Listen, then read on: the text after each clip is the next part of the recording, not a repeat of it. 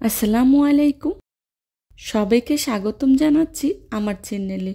আমি আজকে আপনাদের সাথে শেয়ার করব বাঙালির সেরা ইলিশ ভাপা রেসিপি।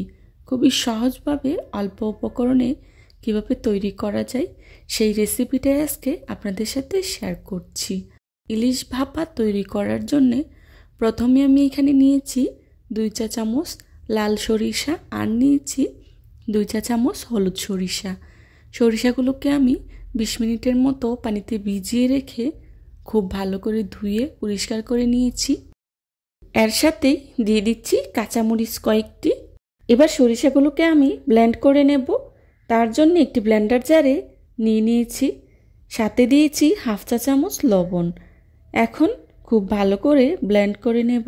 সরিষা ব্লেন্ড করার সময় কাঁচামরিচ আর লবণ দিয়ে ব্লেন্ড করলে এর তিতো ভাবটা থাকে না। আমার ব্লেন্ড করে নেওয়া হয়ে গিয়েছে, এবার এক সাইডে রেখে দেব। অন্যদিকে সরিষা ইলিশ তৈরি করার জন্যে এখানে আমি নিয়েছি ইলিশ মাছ 6 পিস।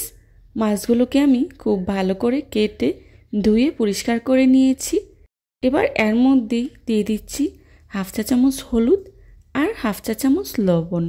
এখন মাছগুলোকে আমি খুব ভালো করে মাখিয়ে নেব। আমার মাছগুলো মাখানো হয়ে গিয়েছে। এবার মাছগুলোকে ভাপে সিদ্ধ করার জন্যে এখানে আমি নিয়েছি স্টিলের একটি পাত্র। এর মধ্যেই দিয়ে দিচ্ছি আগে থেকে ব্লেন্ড করে রাখা সরিষা, দিয়ে দিচ্ছি ব্লেন্ডারের জারটা ধুয়ে অল্প কিছুটা পানি, আর দিয়ে দিচ্ছি কাঁচামরিচ কয়েকটি, হাফ চা চামচ জিরা গুঁড়া, হাফ চা চামচ হলুদের গুঁড়া, লবণ হাফ চা চামচ, দিয়ে দিচ্ছি সরিষার তেল 2 টেবিল চামচ। সরিষার তেলটা অবশ্যই ব্যবহার করার চেষ্টা করবেন। এখন সবগুলো উপকরণ আমি একসাথে খুব ভালো করে মিশিয়ে নেব। মেশানো হয়ে গেলেই দিয়ে দিচ্ছি আগে থেকে ম্যারিনেট করে রাখা মাছগুলো দিয়ে উল্টে পাল্টে মশলাটা মাছের গায়ে লাগিয়ে নিচ্ছি। এবার ঢাকনা দিয়ে ঢেকে মাছগুলোকে ভাপে সিদ্ধ করে নেব। তার জন্যে চুলায় একটি প্যান বসিয়ে পরিমাণ মতো পানি ফুটিয়ে নিয়েছি। এর উপরেই দিয়ে দিচ্ছি একটি স্ট্যান্ডের মধ্যে পাত্রটি বসিয়ে 20 মিনিটের মতো ভাপে সিদ্ধ করে নেব। ঢাকনার যে ছিদ্রটা আছে সেটি আমি একটি টিস্যুর সাহায্যে বন্ধ করে দিচ্ছি। ফিরে এলাম 20 মিনিট পর। আমার মাছগুলো পুরোপুরি সিদ্ধ করে নেওয়া হয়ে গিয়েছে। এবার চুলা থেকে নামিয়ে কিছুটা ঠান্ডা হলে আপনাদের সাথে পরিবেশন করছি।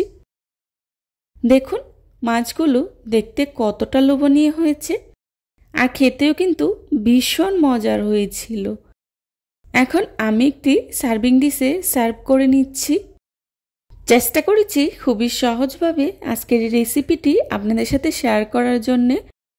আশা করছি আমার আজকের এই রেসিপিটি আপনাদের কাছে খুবই ভালো লাগবে। যদি ভালো লাগে তাহলে অবশ্যই লাইক, কমেন্ট, শেয়ার এবং সাবস্ক্রাইব করে পাশে থাকা বেল আইকনটি অন করে দিবেন, যাতে করে আমি ভিডিও ছাড়ার সাথে সাথেই আপনাদের কাছে নোটিফিকেশন পৌঁছে যায়। আপনাদের একটি লাইক এবং একটি কমেন্টস আমাকে নতুন নতুন কন্টেন্ট তৈরি করতে অনেক উৎসাহিত করে। রেসিপি ভালো লাগলে বাসায় একবার হলেও ট্রাই করে দেখবেন, আর কেমন হয়েছে আমাকে কমেন্টস করে জানাবেন। যারা এতক্ষণ ধৈর্য সহকারে আমার ভিডিওটি দেখেছেন তাদেরকে জানাই অসংখ্য ধন্যবাদ। এই ধরনের সব ঘরোয়া এবং মজার মজার রেসিপি পেতে আমার চ্যানেলটি ভিজিট করে আসবেন প্লিজ। আমার পরবর্তী রেসিপি দেখার আমন্ত্রণ জানিয়ে আজকের মতো এখানেই বিদায় নিচ্ছি। সবাই ভালো থাকবেন, সুস্থ থাকবেন। আল্লাহ হাফিজ। আসসালামু আলাইকুম।